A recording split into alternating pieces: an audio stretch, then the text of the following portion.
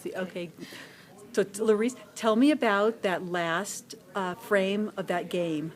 Well, after I bowled 11 strikes, I got really nervous. I was starting to crash a bit.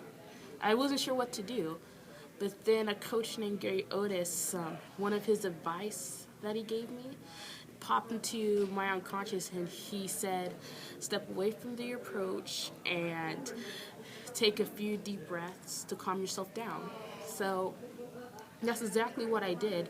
I stepped away from the approach and I just took a few deep breaths, just stayed there, just trying to calm myself down. So I went up on the approach and I got ready to bowl. Everything was starting to go out just fine. But as soon as I released the ball, all my nerves just came back.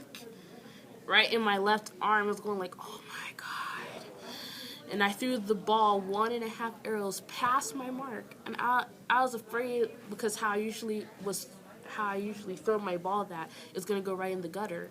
So I just kept praying to God, just please let me just get this strike so I can get a 300. So it was kind of weird.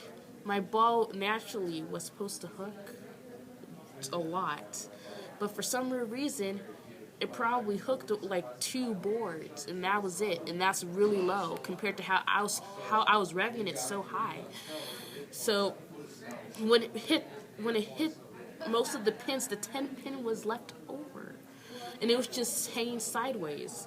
And I was just thinking to my head, like, just fall. And I just kept saying that repetitively in my head. And it just tipped over at the last second. And even before that happened, I heard people saying, oh no, she messed up. Like, dang, she was close. But as soon as it fell, everybody was cheering and clapping, and then I was so happy. And then I was so happy, I even forgot how I threw the ball in the first place. But as long as I got a 300, I was happy about it.